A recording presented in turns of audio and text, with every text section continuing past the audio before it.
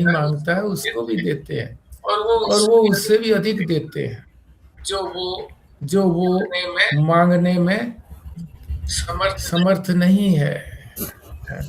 भगवान तो उसकी योग्यता के अनुसार देंगे। हाँ जी, तो उसकी योग्यता बहुत हो सकती है। अर्थ समझते हैं। यद्रिद्धिम, ऐश्वर्य को कहते हैं रिद्धि सिद्धि। सूत्रामणो,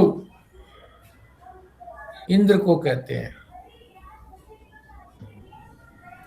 वरद बता ही दिया कि जो वरदान देते हैं बिना मांगे। परमोच्चैरपि सती, परम उच्चति, यानी सबसे बढ़े चढ़े, अपि माने भी, हुए। मधश्चक्रे, अपने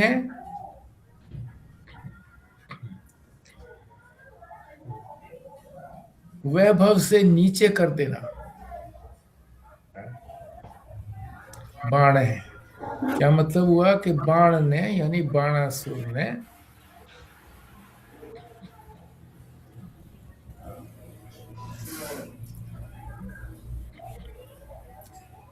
इंद्र, जो कि वह भर्यशाली है, ऐश्वर्यशाली है, उसका बढ़ा चढ़ा जो ऐश्वर्य है, वो भी बाणासुर ने अपने वैभव से नीचे कर दिया। यानी इतना उसको वैभव प्राप्त हुआ परमात्मा की सेवा करने से, शरीर रूपी सेवा करने से, कि इंद्र का जितना वैभव है, इंद्र वहां का राजा है, सबसे बड़ा राजा है, उससे बड़ा राजा नहीं है देवताओं में।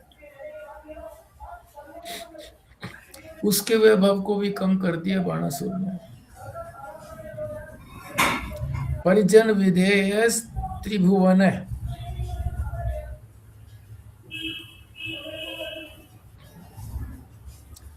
जो त्रिलोकी को दास की तरह अपने अधीन रखने वाले,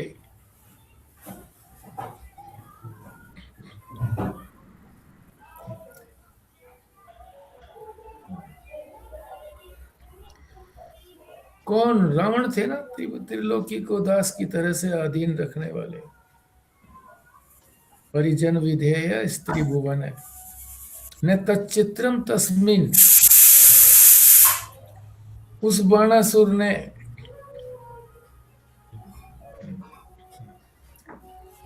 वरी वसितारी, वरी वसितरी, यानी नाम रूप, नमस्कार रूप, नाम रूप नहीं, नमस्कार रूप सेवा करने वाले आपके चरणों में सिर टिकाया।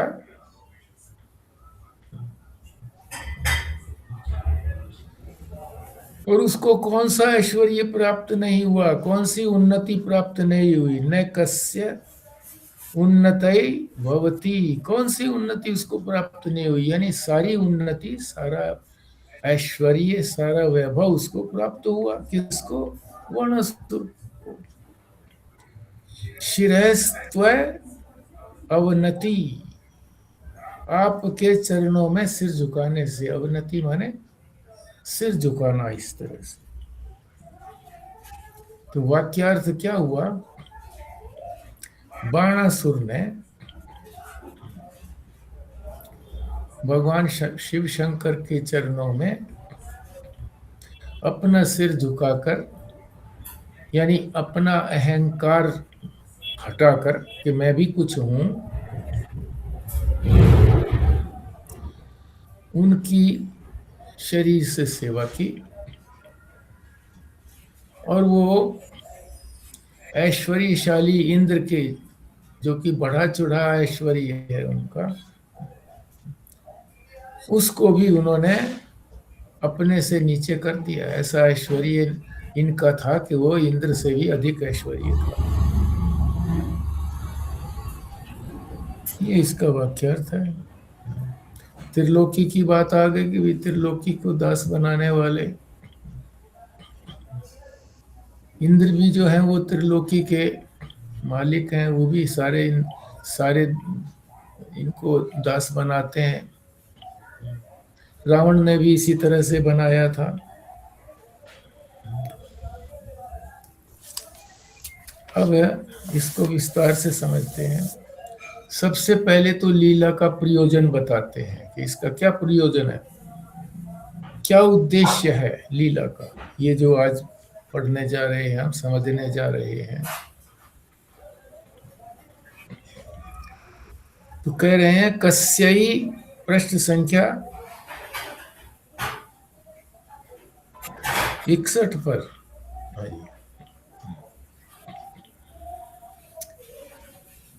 क्या है प्रयोजन इस लीला का?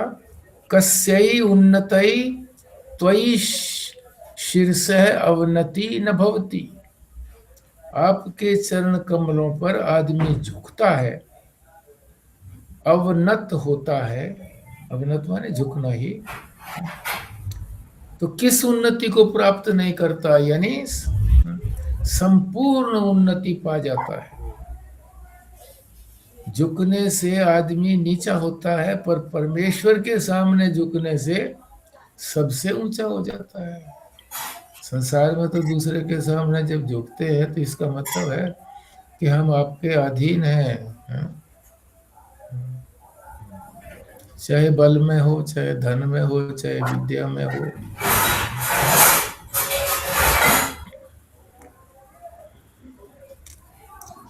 परमेश्वर के आगे कोई जितना झुकेगा उतनी उन्नति प्राप्त होगी उसकी। और अगर सर्वथा झुक जाए, पूरा का पूरा झुक जाए, पूरे के पूरे झुकने का क्या मतलब है? जो अपना अहंकार है, अहंकार ही हमको एकदम शैतीर की तरह से खड़ा रखता है, डंडे की तरह से जैसे खड़ा है अहंकार। अगर वो पूरी तरह से छोड़ देता है अहंकार को, तो वो शिव रूप हो जाता है। उसमें और उसमें शिव में कोई अंतर होता नहीं है, शिव रूप ही हो जाता है। न झुकने के कारण, हम जब नहीं झुकते हैं, अपने अहम को ऊपर रखते हैं, इसीलिए हमारी सारी अवनतियां हैं। उन्नति का उलट अवनति। और अवनति का अर्थ ये भी बताया था, झुकना। और यहाँ जो है ये अवनति का मतलब गिरावट में आना, उन्नति का मतलब ऊपर उठना और ये नीचे गिरना। जितना जितना अहम को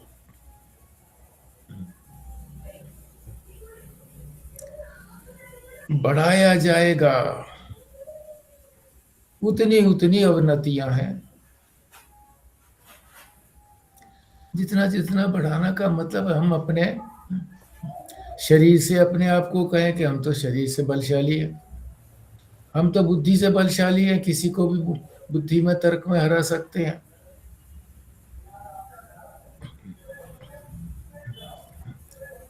हमारे तो संतान ऐसी हैं जो किसी को भी मटिया मेट कर सकती हैं। हमारा तो राजनीतिक भी ऐश्वर्य है, हम जिसको चाहे वो प्रधानमंत्री बनाए, जिसको ना चाहे।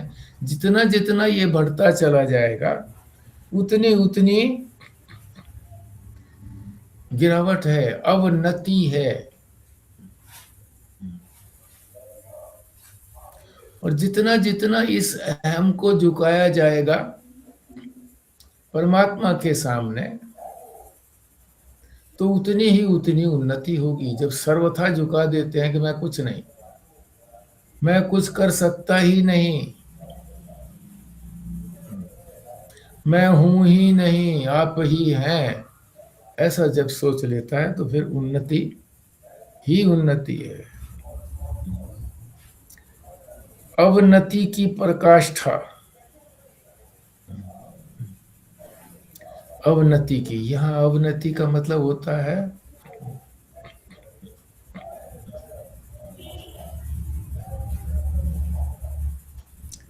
नीचे न झुकना, नीचे न झुकना, यहाँ अवनति।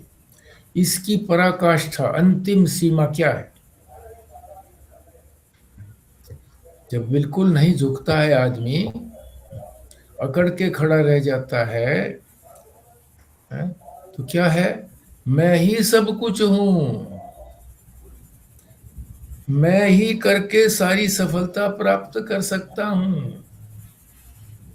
इसमें भगवान क्या करेंगे? अहम को ही वो प्रधान समझता है। देवताओं को भी इसीलिए वो अपने अधीन करने का प्रयत्न करता है, कि देवता भी मेरे अधीन हो जाएं, इसके लिए कोशिश करता है। क्योंकि मंत्र है एक, मंत्राधीना ही देवता। देवता जो है वो मंत्र के अधीन है। यदि वो यज्ञ आदि करता है और उसमें देवताओं के निमित्त से करता है और मंत्रों का उच्चारण करता है, देवता भी उसके अधीन हो जाते हैं। क्योंकि वो देवताओं को देता है, अर्पित करता है ना, हवन सामग्री अर्पित करता है, मंत्रों को अर्पित करता है उसके सामने, अपने अहंकार को अर्पित करता है उसके सामने। तो वो ये सोचता है कि देवता भी मेरे अधीन हो जाएंगे। इसमें भगवान क्या करेंगे? देवताओं ने देना है जो कुछ मुझे देना है, और जब वो अधीन हो जाएंगे तो फिर जो कुछ ये मांगेगा तो देवता दे देंगे। ऐसे लोग कर्म के द्वारा ही सब कुछ किया जा सकता है, ऐसा समझ अपने अहम को ही प्रधान मानते हैं, ये समझ करके कि कर्म से सब कुछ प्राप्त हो सकता है। इसलिए अहंकार को गिराने की क्या जरूरत है? अहंकार रखेंगे तभी तो कुछ क्रिया करेंगे, कर्म करेंगे कि मैंने किया, मैं कर सकता हूं। ठीक है, कर्म जो है फल तो देते हैं, तो निश्चित बात है, पर कर्म जो है वो जड़ भी है, चेतन नहीं है। तो जड़ होने का क्या तात्पर्य है? कि जो कर्म किया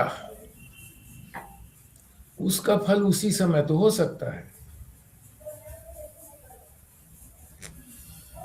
क्योंकि कर्म करके कर्म तो समाप्त हो गया है, तो फल उसी समय तो आ सकता है। जड़ पदार्थ के विषय में बता रहे हैं ये। नहीं, पी चुका, बना के रखी है मैंने अपने लिए।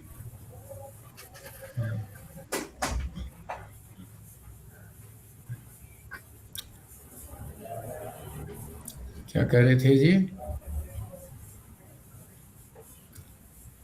कर्म जो है वो जड़ होता है, उसी समय तो वो फल दे सकता है, परंतु फिर वो समाप्त हो जाता है कर्म तो करके। जैसे गेंद हमने फेंकी दीवार के ऊपर, गेंद तो जड़ है ना, हमारे फेंकने से गई है, दीवार भी जड़ है। तो हमने क्रिया की, कर्म किया, और उसकी प्रतिक्रिया हुई कि वो हमारे पास वापस आकर के लग गई हमारे सिर पर, उसी समय तो हो सकता है। मगर सारे कर्म ऐसे नहीं होते कि जिनका फल उसी समय मिले। ऐसा तो होता नहीं है कि दीवार पर तो आज मारा हमने इसको, गेंद को, और 10 वर्ष के बाद हमारे सिर पर आकर के टकराई हो, ऐसा तो होगा नहीं, क्योंकि जड़ है वो। तो कर्म जो भी कुछ करते हैं हम वो, तो वो फल कैसे देगा? उसी समय देगा, बाद में तो दे नहीं सकता, क्योंकि वो खत्म हो गया। क्रिया करके।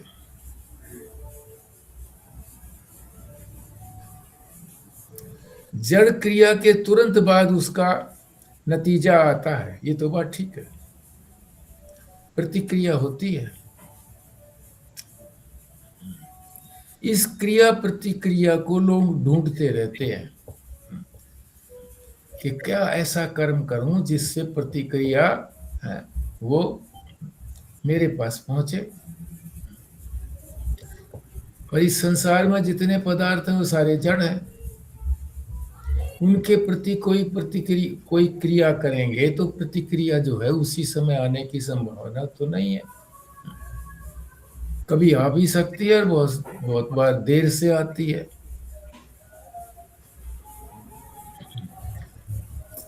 तो क्रिया प्रतिक्रिया को ढूंढते रहते हैं कि कौन सा काम करूं जिसकी प्रतिक्रिया से मेरे पास फल आए। इसलिए धर्म पथ पर अटल नहीं रह सकते। धर्म पथ, ये जो कर्म का सिद्धांत है ना, ये इसका फल देने वाला परमात्मा ही है। धर्म उसी को कहते हैं जो परमात्मा की तरफ लेकर के जाए। कोई भी क्रिया, कोई भी कर्म जब परमात्मा की तरफ लेकर जग जाता है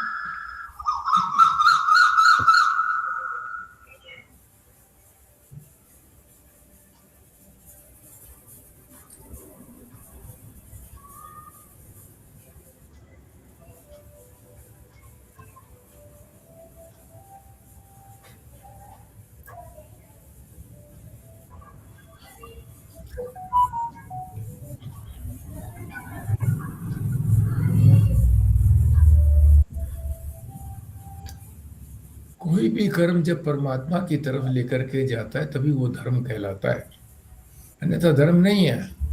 परमात्मा को मानना ही तो धर्म है।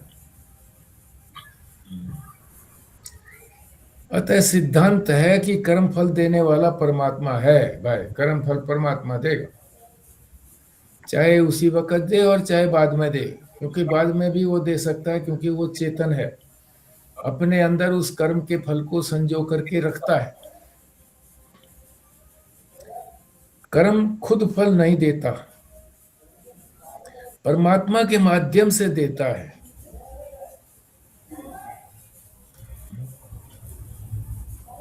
परमात्मा के माध्यम से ना दे तो कर्म का फल जो है ना नहीं होगा, उस समय भी नहीं होगा, क्योंकि फल देने का अधिकार तो उन्हीं का है, उन्हीं की सीमा है। दूसरा कैसे प्रवेश करेगा?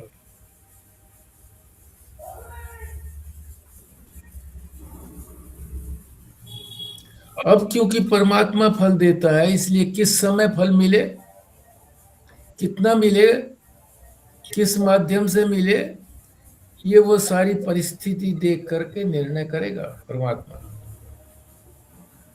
जड़ कर्म तो ऐसा कुछ कर नहीं सकता। ऐसा भी होता है कि एक दिन में हम इतने पाप कर लेते हैं कि 7 जन्म भी लगे उनको भोगने के लिए। और वहां दूसरी तरफ एक जन्म में इतने पुण्य भी कर लेते हैं कि 7 जन्म भी उनको भोगने के लिए देवलोक में जाएं, गंधर्व लोक में जाएं, तब पूरे होंगे। अब एक तरफ धर्म है, एक तरफ पाप है, उसी दिन किए हैं दोनों, तो दोनों का फल जो है ना वो विपरीत हो गया। एक जो है वो दुख दे रहा है, पाप, उसको भोगना पड़ेगा, दुख दे करके दुख सहन करो। और दूसरी तरफ पुण्य किया है, उसका फल जो है ना सुख मिलेगा।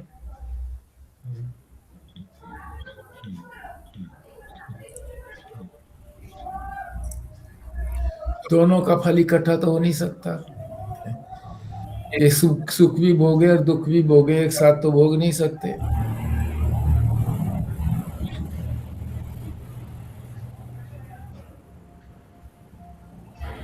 और जिस निमित्त से होगा, सुख या दुख जो हो किसी न किसी के माध्यम से आता है, निमित्त से आता है।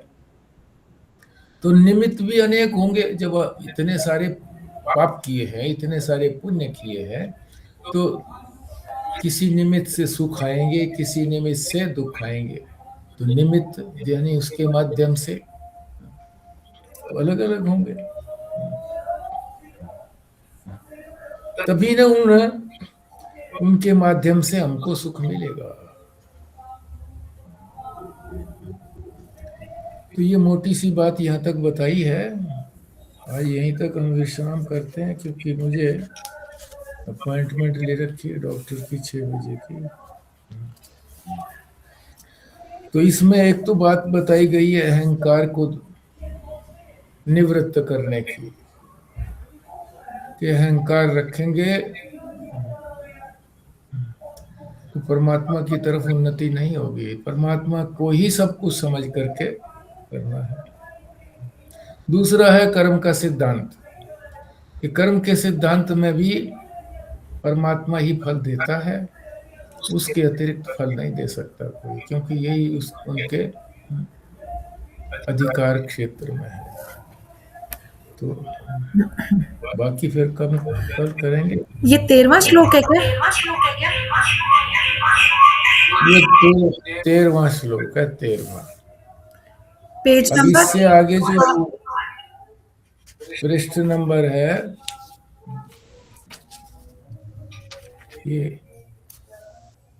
ये है 86, 86। तो आप इसको अच्छी तरह से देख लें। 2 चीजें बताई है कर्म के सिद्धांत की, कि कर्म जो है, कर्म का फल परमात्मा देता है। दूसरा ये कि अहंकार जितना ज्यादा रखेंगे उतना ही गिरावट आएगी, और कम रखेंगे, बिल्कुल नहीं रखेंगे तो परमात्मा स्वरूप हो जाएंगे। आगे जो है ये कथा आती है, इस कथा को अच्छी तरह से पढ़ लेना। और भी आगे कथाएं आती हैं, आएंगी इसी के अंदर, एक दो कथाएं और भी आएंगी, उनको भी पढ़ लेना, ताकि हम फिर कल जो है ना जल्दी जल्दी उनको कर लेंगे। ठीक है जी। 86 पेज पे तो 12वां श्लोक है जी। हम लोग 90 तक पहुंच गए अभी ना। अच्छा, तो किताब में कैसे हो गया भैया ये? 12वां श्लोक है, 13वां है ना? 13वां श्लोक तो 89 पे है। 13वां श्लोक पढ़ा है ना जी आज। ओ, ये 9 लिखा हुआ है, 6 नहीं है। हाँ 89 था ये, और हाँ 89 तो 90 तक पहुंच गए हम लोग। 90 91 पर है। हाँ 80 ये 90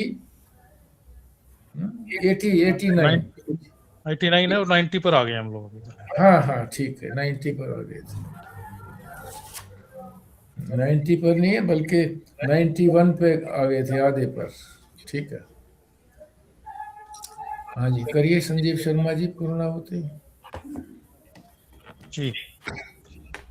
ओम पूर्णमदः पूर्णमिदं पूर्णात् पूर्णमुदच्यते पूर्णस्य पूर्णमादाय पूर्णमेवावशिष्यते।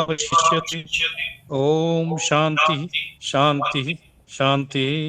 नारायण नारायण नारायण नारायण नारायण नारायण नारायण नारायण।